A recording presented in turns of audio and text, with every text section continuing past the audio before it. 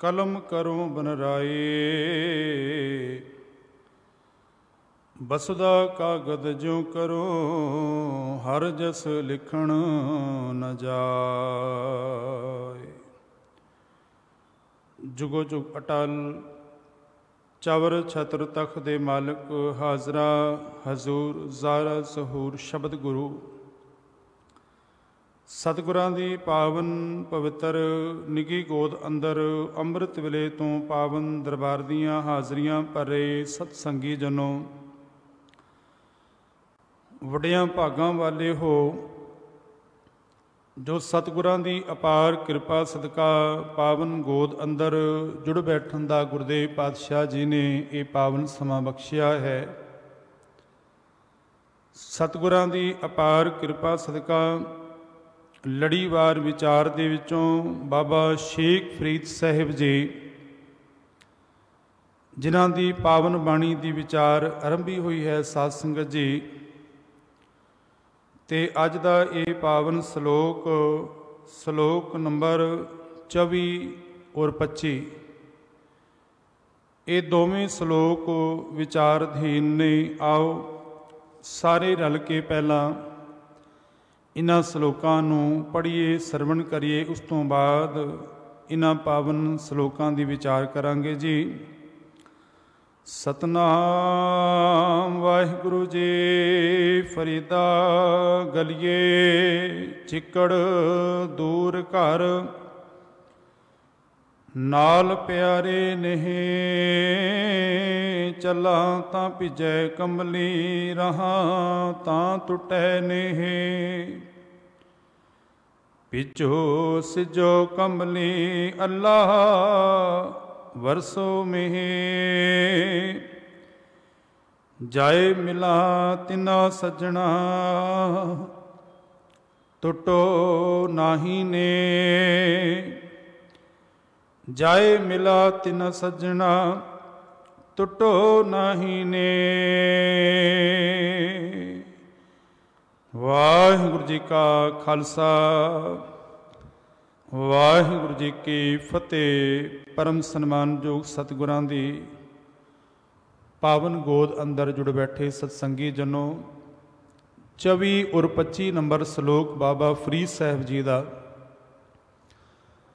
ਜਿਨ੍ਹਾਂ ਸ਼ਲੋਕਾਂ ਅੰਦਰ ਬਾਬਾ ਫਰੀਦ ਸਾਹਿਬ ਜੀ ਨੇ ਸਮਝਾਇਆ ਹੈ, ਫਰੀਦਾ ਗਲੀਏ ਚਿੱਕੜ ਦੂਰ ਘਰ। ਬਾਬਾ ਫਰੀਦ ਸਾਹਿਬ ਆਖਦੇ ਨੇ ਕਿ ਜਿਸ ਸਾਈਂ ਦੇ ਨਾਲ, ਪਰਮਾਤਮਾ ਦੇ ਨਾਲ, ਰੱਬ ਦੇ ਨਾਲ ਮੇਰਾ ਪ੍ਰੇਮ ਹੈ, ਪ੍ਰੀਤ ਹੈ, ਤੇ ਗਲੀ ਦੇ ਵਿੱਚ ਬੜਾ ਚਿੱਕੜ ਹੈ, ਗਲੀਏ ਚਿੱਕੜ ਦੂਰ ਘਰ, ਤੇ ਉਸ ਸਾਈਂ ਦਾ ਘਰ ਬੜਾ ਦੂਰ ਹੈ।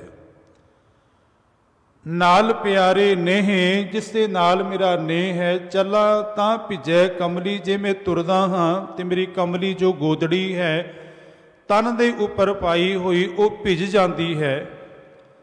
ਪਰ ਨਾਲ ਹੀ ਆਖਦੇ ਨੇ ਕਿ ਰਹਾਂ ਤਾਂ ਟੁੱਟੈ ਨੇਹ, ਜੇ ਰਹਿ ਜਾਵਾਂ ਨਾ ਤੁਰਾਂ ਤੇ ਮੇਰਾ ਨੇਹ, ਮੇਰਾ ਪਿਆਰ, ਮੇਰੀ ਪ੍ਰੀਤ ਟੁੱਟਦੀ ਹੈ। ਅਗਲੇ ਸ਼ਲੋਕ ਅੰਦਰ ਬਾਬਾ ਫਰੀਦ ਸਾਹਿਬ ਆਖਦੇ ਨੇ ਕਿ ਹੁਣ ਪਰਵਾਹ ਨਹੀਂ ਕਿ ਭਿੱਜੋ ਸਿਜੋ ਕੰਬਲੀ, ਮੇਰੀ ਗੋਦੜੀ, ਮੇਰੀ ਕੰਬਲੀ ਭਿੱਜ ਜਾਏ, ਸਿਜ ਜਾਏ, ਅੱਲਾ ਵਰਸੋ ਮਿਹ, ਤੇ ਰੱਬ ਵੀ ਭਾਵੇਂ ਮੀਂਹ ਵਰਸਾਈ ਜਾਏ। ਜਾਏ ਮਿਲਾਂ ਤਿਨਾ ਸੱਜਣਾ, ਟੁੱਟੋ ਨਾਹੀ ਨੇ। ਉਸ ਸੱਜਣ ਪ੍ਰਭੂ ਨੂੰ ਜਾ ਕੇ ਮਿਲਾਂ, ਮੇਰਾ ਪ੍ਰੇਮ, ਮੇਰੀ ਪ੍ਰੀਤ ਟੁੱਟ ਨਾ ਜਾਏ। ਬਾਬਾ ਫਰੀਦ ਸਾਹਿਬ ਜੀ ਜੋ ਵਿਦਵਾਨਾਂ ਨੇ ਅਰਥ ਕੀਤੇ ਨੇ, ਪਰ ਜਦੋਂ ਇਹਨਾਂ ਸ਼ਲੋਕਾਂ ਦੇ ਅੰਤਰੀ ਭਾਵ ਦੀ ਗੱਲ ਕਰਦੇ ਹਾਂ, ਜਿਸ ਅੰਦਰ ਬਾਬਾ ਫਰੀਦ ਸਾਹਿਬ ਜੀ ਨੇ ਗੁਰਮਤਿ ਨੂੰ ਦ੍ਰਿੜ ਕਰਾਇਆ, ਬਾਬਾ ਫਰੀਦ ਸਾਹਿਬ ਆਖਦੇ ਨੇ ਕਿ ਰੱਬ ਦੇ ਨਾਲ, ਪ੍ਰਭੂ ਦੇ ਨਾਲ ਮੇਰੀ ਪ੍ਰੀਤ ਹੈ। ਪਰ ਜਦੋਂ ਵੀ ਕੋਈ ਮਨੁੱਖ ਉਸ ਪ੍ਰੀਤ ਵੱਲ ਤੁਰਦਾ ਹੈ ਤੇ ਰਸਤੇ ਦੇ ਵਿੱਚ ਬੜੀਆਂ ਰੁਕਾਵਟਾਂ ਬਣਦੀਆਂ ਨੇ, ਬੜੀਆਂ ਓੜਕਾਂ ਬਣਦੀਆਂ ਨੇ। ਉਹ ਕਿਹੜੀਆਂ ਨੇ? ਉਹ ਭਾਵੇਂ ਵਾਸ਼ਨਾਵਾਂ ਦੀਆਂ ਨੇ, ਭਾਵੇਂ ਮੋਹ ਦੀਆਂ ਨੇ, ਭਾਵੇਂ ਪਦਾਰਥਾਂ ਦੀਆਂ ਨੇ। ਦੁਨੀਆ ਦੇ ਪਦਾਰਥ ਵੀ ਮਨੁੱਖ ਨੂੰ ਪ੍ਰਭੂ ਦੀ ਪ੍ਰੀਤ ਨੂੰ ਅੱਗੇ ਵਧਣ ਵਿੱਚ ਰੁਕਾਵਟ ਪੈਦਾ ਕਰਦੇ ਨੇ। ਸੰਸਾਰ ਦਾ ਮੋਹ ਭਾਵੇਂ ਪਰਿਵਾਰ ਦਾ ਹੈ, ਭਾਵੇਂ ਕਾਰੋਬਾਰ ਦਾ ਹੈ, ਇਹ ਮੋਹ ਵੀ ਮਨੁੱਖ ਨੂੰ ਰੱਬ ਦੀ ਪ੍ਰੀਤ ਵੱਲੋਂ ਹਟਾਉਂਦਾ ਹੈ। ਤੇ ਨਾਲ ਹੀ ਜੋ ਵਾਸ਼ਨਾਵਾਂ ਨੇ, ਇਹਨਾਂ ਵਾਸ਼ਨਾਵਾਂ ਦੇ ਅਧੀਨ ਵੀ ਰੱਬ ਦੇ ਨਾਲ ਪ੍ਰੀਤ ਨਹੀਂ ਪੈਂਦੀ। ਬਾਬਾ ਫਰੀਦ ਸਾਹਿਬ ਨੇ ਇਸ ਸ਼ਲੋਕ ਦੇ ਅੰਦਰ ਜੋ ਸਮਝਾਇਆ, ਆਖਦੇ ਨੇ ਕਿ ਗਲੀਏ ਚਿੱਕੜ। ਹੁਣ ਜਦੋਂ ਇਹਦੇ ਅੰਤਰੀ ਭਾਵ ਕਰਾਂਗੇ ਤੇ ਗਲੀਏ ਕੀ ਹੈ? ਗਲੀਏ ਨੇ ਇਹ ਇੰਦਰੀਆਂ, ਜੋ ਸਾਡੀਆਂ ਅੱਖਾਂ ਨੇ, ਕੰਨ ਹੈ, ਜ਼ਬਾਨ ਹੈ, ਇਹ ਇੰਦਰੀਆਂ ਵਾਸ਼ਨਾਵਾਂ ਦੇ ਚਿੱਕੜ ਦੇ ਅੰਦਰ ਇਤਨੀਆਂ ਮਲੀਨ ਹੋ ਚੁੱਕੀਆਂ ਨੇ ਕਿ ਇਹ ਰੱਬ ਦੇ ਪਾਸੇ ਵੱਲ ਜਾਣ ਲਈ ਜੀਵ ਨੂੰ ਰੁਕਾਵਟ ਪੈਦਾ ਕਰਦੀਆਂ ਨੇ।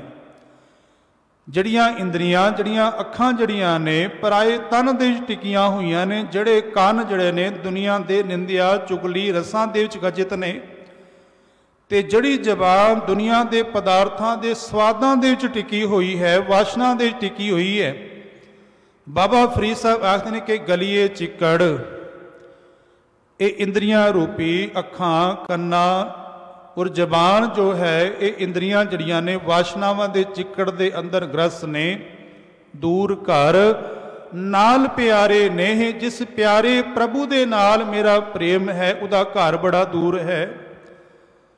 ਉਸ ਪ੍ਰਭੂ ਨੂੰ ਮਿਲਣ ਲਈ ਬੜੇ ਜਨਮ ਲੱਗੇ ਨੇ, ਬੜਾ ਸਮਾਂ ਪੈਣ ਦਾ ਤੈਅ ਕਰਕੇ ਇੱਥੇ ਪਹੁੰਚਿਆ ਹਾਂ, ਜਿਸ ਨੂੰ ਸਤਿਗੁਰੂ ਮਹਾਰਾਜ ਆਖਦੇ ਨੇ ਕਈ ਜਨਮ ਭੇ ਕੀਟ ਪਤੰਗਾ, ਕਈ ਜਨਮ ਗਜ ਮੀਨ ਕੁਰੰਗਾ, ਕਈ ਜਨਮ ਪੰਖੀ ਸਰਪ ਹੋਇਓ, ਕਈ ਜਨਮ ਹੈ ਵਰ ਬ੍ਰਿਖ ਜੋਇਓ, ਮਿਲ ਜਗਦੀਸ਼ ਮਿਲਨ ਕੀ ਬਰੀਆ, ਚਿਰੰਕਾਲ ਇਹ ਦੇ ਸੰਜਰੀਆ। ਬੜੇ ਚਿਰੰਕਾਲ ਤੋਂ ਬਾਅਦ ਕੀੜਿਆਂ ਪਤੰਗਿਆਂ ਦੀ, ਪਸ਼ੂਆਂ ਪੰਛੀਆਂ ਦੀ, ਬਾਬਾ ਨਾਨਕ ਆਖਦੇ ਨੇ ਕਿ ਕੇਤੇ ਰੁੱਖ ਬਿਰਖ ਹਮ ਚੀਨੇ, ਕੇਤੇ ਪਸ਼ੂ ਉਪਾਏ, ਕੇਤੇ ਨਾਗ ਕੁਲੀ ਮੈਂ ਆਏ, ਕੇਤੇ ਪੰਖ ਉਡਾਏ। ਇਹ ਸਾਰੀਆਂ ਜੂਨਾਂ ਦੇ ਵਿੱਚ ਭਟਕ ਕੇ ਇਹ ਜੀਵ ਤੂੰ ਆਇਆ ਹੈ। ਤੇ ਇੱਕ ਸ਼ਬਦ ਅਸੀਂ ਬੜੀ ਵਾਰ ਪੜ੍ਹਦੇ ਹਾਂ, ਉਹ ਆਇਆ ਦੂਰੋਂ ਚੱਲ ਕੇ। ਹੁਣ ਦੂਰੋਂ ਚੱਲ ਕੇ ਤੂੰ ਭਾਵ ਨਹੀਂ ਕਿ ਮੈਂ 1 ਮਿਲ ਤੋਂ ਆਇਆ ਹਾਂ, ਮੈਂ 2 ਮਿਲ ਤੋਂ 4 ਮਿਲ ਤੋਂ ਆਇਆ। ਆਇਆ ਦੂਰੋਂ ਚੱਲ ਕੇ ਭਾਵ ਕਿ ਕਈ ਜਨਮਾਂ ਦੀ ਭਟਕਣਾ ਤੋਂ ਬਾਅਦ ਮਾਲਕ ਜੀ ਰੱਬ ਨੇ ਤਰੁੱਠ ਕੇ ਇਹ ਮਨੁੱਖੀ ਦੇਹੀ ਬਖਸ਼ਿਸ਼ ਕੀਤੀ ਹੈ। ਆਇਆ ਦੂਰੋਂ ਚੱਲ ਕੇ मैं तक्की तो शरणाए जियो। बाबा रविदास जी आखते ने बहुत जन्म बिछरे थे माधो, ये जन्म तुम्हारे लेखे। ये जो जन्म मिलिया है तेरे लेखे अंदर, बंदगी अंदर, सिमरन अंदर बतीत होए। जो बाबा फरीद साहब ने रहमत की, आखने के गलिए चिक्कड़ दूर घर नाल प्यारे ने, जिस प्यारे दे नाल ने है उदा घर दूर है। ये मनुखी जे ही प्राप्त हुई है ਤੇ ਆਪਣੇ ਨਿਜ ਸਰੂਪ ਦੇ ਵਿੱਚ ਉਸ ਘਰ ਦੀ ਤੂੰ ਪੜਚੋਲ ਕਰ, ਜਿਸ ਨੂੰ ਧੰਨ ਗੁਰੂ ਅਮਰਦਾਸ ਮਹਾਰਾਜ ਆਖਦੇ ਨੇ ਮਨ ਤੂੰ ਜੋਤ ਸਰੂਪ ਹੈ ਆਪਣਾ ਮੂਲ ਪਛਾਣ। ਮਨਾ ਤੂੰ ਹਰੀ ਦਾ ਹੀ ਰੂਪ ਹੈ। ਅਰਜ ਕਰਦਾ, ਮਨ ਜਿਹੜਾ ਹੈ ਆਤਮਾ ਦਾ ਸੂਖਸ਼ਮ ਰੂਪ ਹੈ। ਜੋ ਮਨ ਕਰਮ ਕਰਦਾ ਹੈ ਉਸੇ ਕਰਕੇ ਜੀਵ ਆਣ ਜਾਣ ਦੇ ਗੇੜ ਅੰਦਰ ਪੈਂਦਾ ਹੈ। गुरु अमरदास पातशाह आखते ने मन तू जोत स्वरूप है अपना मूल पछाण, मन हर जी तेरे नाल है। गुरमती रंगमान गुरु दी मत राही अपने हिरदे रूपी घर दे अंदर वसदे होए निरंकार परमात्मा नू वाहिगुरु नू पछाण तू फिर तैनूं बाहर दियां इन्हां गलियां ते भटकण दी लोड़ नहीं। जदों तू वासनावां दियां, मोह दियां, विकारां दियां ते प्रेम कह लवां कि जदों मोह दियां जो वासनावां दियां गलियां ने, इन्हां दे विचों तू अपने हिरदे रूपी घर दे अंदर ही तू लभ लेंगा, प्राप्त कर लेंगा। गलिए चिक्कड़ दूर कर नाल प्यारे ने। ते बाबा फरीद साहब आखते ने कि चला तां भिजै कमली, जे मैं तुरदा हाँ इस राह दे उपर ते मेरी कमली जड़ी है वो भिज जाती है। हुण कमली किहड़ी है? ये मत जड़ी है, जड़ी मत जिहदे उपर पदार्थां दा मोह है, जड़ी पदार्थां दे विच वासना दे अंदर खचित है, वो मेरी मत रूपी कमली भिज जाती है। पर नाल ही आखते ने कि राहां तां टुटै ने, जे नहीं तुरदा मेरा प्रेम नहीं निभदा। बाबा फरीद साहब ने फिर अगले श्लोक अंदर आख्या कि भिजो सिजो कमली, कि हुण मेरी मत रूपी कंबली भावें भिजदी रहे, जो मेरी अंदर दी सियाणप है, चितराई है, चलाकियां जो वासनावां दे टिकियां होईयां ने, भावें भिजदी है ते भिज जाए। अल्लाह वरसो मेह, ते जो वासनावां दा मींह पै रहा है इंद्रियां दे विच, पातशाह आखदे ने ये भी पैंदा रहे। जाए मिलां तिना सजना, टुटो नाही ने। मैं अपने साईं नूं, मालिक नूं अपने हिरदे रूपी घर दे अंदर ही हुण लभ लिया है। पर सतगुरु महाराज इस पावन सलोकां दे अंदर बाबा फरीद साहब समझाते ने, आखते ने कि जदों जीव परमात्मा दे दसे राह दे उपर तुरदा है ना, ते खास करके वासनावां दुनिया दे पदार्थ ते भावें वो मोह परिवार दा है ते भावें संसार दा है, ये मोह रुकावट पैदा करता है, राह दे विच बन्ना पैदा करता है। पर कबीर साहब ने बड़ी रहमत की अपने सलोकां अंदर समझाया। वो आखन लगे, कबीर लागी प्रीत सुजान स्यों, बरजै लोग अजान ता स्यों टूटी क्यों बनै, जाके जी परा। जदों सुजान दे नाल प्रभु दे नाल प्रीत बन गई, कबीर लागी प्रीत सुजान स्यों बरजै लोग अजान। जो अजान मनुख ने, जिन्हां ने वो रस नहीं प्राप्त किया, वो वरजदे ने। पर नाल ही कहते ने कबीर साहब के तां स्यों टूटी क्यों बनै, उस रब दे नाल बनी हुई प्रीत क्यों टुट जाए, जाके जी प्राण जिदे दिती हुई ये जिंद है, इस श्वास ने उहदे नाल मेरी प्रीत क्यों ना बने, क्यों टुट जाए। बाबा फरीद साहब ने तो यही गल की, आखन लगे वासना दे विच मोह दे विच पदार्थ जिहड़े ने वो रुकावट पैदा करते हैं। तो इतिहास दे चों आपां दर्शन करने ने, धन गुरु नानक सच्चे पातशाह तुरे ने जन्म तो आप नारायण कला धार जग में परवरिओ, उत्थे भी रुकावटां पैदा हुईयां ने। महाराज ने अपनी बाणी अंदर आखे है, महाराज आखदे कि कोई आखे भूतना को कह बेताला, कोई आखे आदमी नानक बेचारा भया दीवाना शाह का नानक बोराना। कोई आखे कि भूतना, इसनों समझ ही नहीं है, ये भूत है। को कह बेताला, कोई आखे आदमी, ये तो आदमी है बेचारा जा। नानक बोराना भया दीवाना शाह का नानक बोराना, नानक बोराना हो गए। गुरु नानक सच्चे पातशाह बाणी अंदर समझाते हैं। गुरुदेव आखते हैं कि रुकावटां बनियां ने, पर जिन्हां दी प्रीत है। जदों धन गुरु नानक सच्चे पातशाह महाराज तुरे, ते इतिहास जिक्र आंदा है, पुरातन जन्म साखी दे लिखिया कि अद्धी रात का वेला सारी कायनात सुती है। मां तृप्ता उठी देखती है कि बाबा नानक बैठा होया समाधि दे विच। मां कहन लगी, बेटा नानक सारी कायनात सुती है, सारी दुनिया सुती है, कुछ पल तू भी सो जा। रब दी कुदरत उसे वेले पपीहे ने पुकार की, प्रिया प्रिया दी आवाज की। बाबा नानक आखन लगे, मां तू कहती है कि सारी कायनात सुती है, ये पपीहा अज नहीं तो भलके बारिश पैगी, इनू स्वाति बूंद पानी की बूंद मिलेगी, ये तृप्त हो जाएगा। पर जीव ते कई जन्मां दा विछड़िया होया है, इस दे अंदर वासनावां टिकी हुई है, माया दा मोह टिकिया होया है, पदार्थां दा मोह टिकिया होया है। इस अंदर ते रब नूं मिलण दी तड़प ही नहीं है। जो बाबा फरीद साहब ने भी आखिया, आखन लगे कि बिरहा बिरहा आखिए बिरहा तू सुल्तान, जे तन बिरहो ना उपजै सो तन जान मसा। अज नहीं तो भलके इसनों पानी की बूंद मिलेगी, ये तृप्त हो जाएगा। धन गुरु नानक सच्चे पातशाह जिन्हां दे पिता जी मेहता कल्याण दास जी जाके वैद नूं बुला के ले आए। कहन लगे, वैद जी इहदा नब्ज देख के पता करो कि की मर्ज है इन्हां नूं। वैद आया, आके गुरु नानक सच्चे पातशाह महाराज का हाथ पकड़ के नब्ज देखन लगा। महाराज ने फिर बाणी के शब्द उच्चारण किया। महाराज आखन लगे, वैद बुलाया वैदगी, पकड़ ढंडोले बाह। वैद ने आके नब्ज देखी। पुराने समय अंदर ਅੱਜ ਤੇ ਮੈਨੂੰ ਕਹਿਣ ਦੇਣਾ डॉक्टर जब तक रिपोर्टां ना आ जान दसते ही नहीं पई की है। पहले वैद बड़े सियाणे सन, नवज दे के दस देंदे सन। महाराज आखन लगे वैद बुलाया वैद की पकड़ ढंडोले बाह, भोला वैद ना जानी करक करे जे माह। महाराज आखन लगे वैद तू नबज देख रहे हैं पर दर ते करेजे दे विच है। रब दे पासे तुरन वालियां दे राह दे विच रुकावटां आईयां ते बाबा फरीद साहब ने कहता कि भिजो सिजो कमली अल्लाह वरसै मेह। हुण भावें वाशनावां दा मींह भी पैंदा रहे, ये मत जो माया दे विच, ये मत जो पदार्थां दे विच, ये मत जो मोह दे विच टिकी हुई है, हुण इहदी भी परवाह नहीं है। श्रीमान भाई साहब भाई गुरदास जी वो अपनी पावन वार दे विच रहमत करते ने।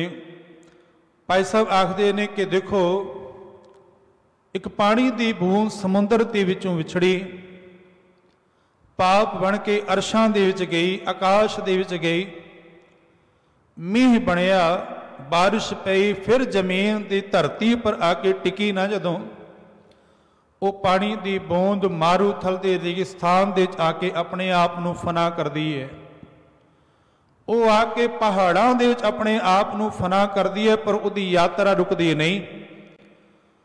भावें उन्हें अपना आप रेगिस्तान दे आके फना किया होए, पहाड़ों दियां कंदरां दे चोटियां दे आके अपना आप फना किया होए, पानी की बूंद ने फिर सफर किया। वो अपने समुद्र असले की भाल लई फिर सफर करती है, क्योंकि उसने अपने असले दे नाल, अपने मूल दे नाल पानी की बूंद ने जुड़ना है। पर भाई साहब आखते हैं कि ये जिंद जो संसार दे च आई, दुनिया के पदार्थों दे विच, वासना दे विच, मोह दे विच पई, रस्ते अंदर वनस्पति ने, पेड़ियां ने, पौधियां ने बड़ियां रुकावटां पैदा कीतियां, पहाड़ां ने बड़ियां रुकावटां कीतियां, पर वो पानी की बूंद झरने के रूप दे विच, वो पानी की बूंद नाले के रूप दे विच, वो नदी के रूप दे विच सारियां दी सहार टक्कर सहार करती हुई अखीर समुंदर का रूप हुई। रुकावटां ते उसनों भी आईयां पर उसका असल जो है समुंदर है, समुंदर दे विच मिल के ही उसने अपने आप नूं उहदे विच मिलाना है, जिसनों धन गुरु नानक सच्चे पातशाह आखदी कि साला ही साला एती सुरत ना पाइया, नदियां अतैवा पवै समुंद ना जानिए। अपनी होंद उस वेले तक है जदों जीव नाली रूप दे विच है। मैनूं कहण देना, जदों जीव तलाब रूप दे विच है, जदों जीव एक सरोवर दे रूप दे विच है, उहदी होंद हो सकदी है। पर जदों वो नदी दे रूप दे जाके समुंदर दा रूप होया, पहला उसका नाम नदी हो सकता है, पहला उसका नाम तलाब हो सकता है, पहला उसका नाम कोई सरोवर हो सकता है। समुंदर दे विच मिलण दी देर है, समुंदर ही अखवाएगा। सतगुर आखते हैं कि सालाह ही सालाह, उस सलाहण जो प्रभु नूं सलाह याद कर, एती सुरत ना पाईया, तेरे इतनी सुरत नहीं, नदियां तै वाह पवै समुंद ना जानी है, समुंदर दे विच समा के उस समुंदर का रूप हो गया। एक गल करके समाप्ति करा। धन गुरु रामदास सच्चे पातशाह बाबा जेठा जी जन्म होया, मां बाप का आसरा चुकिया गया, सिर ते ना मां माता दया कौर ना पिता हरिदास है, पर सफर बाबा जेठा जी का चलता रहा। सिर दे उपर घुंगड़ियां की टोकरी चुकी, बासर के नानी दी भी आप संभाल करते रहे।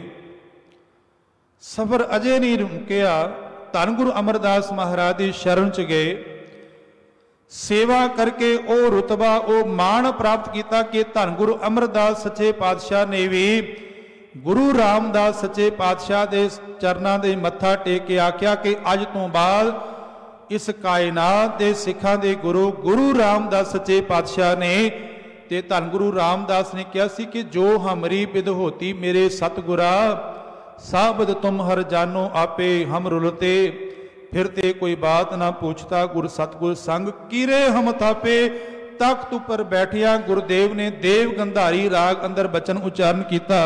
देव गंधारी महला चौथा, अब हम चली ठाकुर पे हार। जब हम शरण प्रभु की आई, राख प्रभु भावे मार। मालिक में तेरी शरण च आ गईयां, लोकन की चतुराई उपमा ते बैसंतर जार। जो अज बाबा फरीद साहब आखदे कि भिजो सिजो कंबली, मेरी सियाणप मेरी मत जो हुण ये बाबा फरीद साहब का हिरदा नहीं है, मैनू कहण देना ये मेरे वर्गियां दा हिरदा है, जो दुनिया के मोह दे विच, दुनिया के पदार्थों दे विच मत जड़ी है वो खचित है। बाबा फरीद साहब ने तो यह सुनहरा उपदेश साड़ी झोली दे च पाया है, क्योंकि महाराज आखदे कि परथाए साखी महापुरख बोल दे, सांझी सगल जहान है, ये सारियां वास्ते सांझा उपदेश है। भिजो सिजो कमली आखन लगे हुण दुनिया की सियाणप की परवाह नहीं, ये मत जो पदार्थों के विच वासना दे विच मोह दे खचित है, कह रहे हुण इहदी परवाह नहीं। भिजो सिजो कमली अल्लाह वरसै मेह, वासनावां दा मींह भी पैंदा रहे, जाए मिलां तिना सजना टुटो नाही नेह। मालिक दे नाल प्रभु दे नाल जाके हुण मिलना है, क्योंकि प्रीत जड़ी है सुजान दे नाल हो गई है।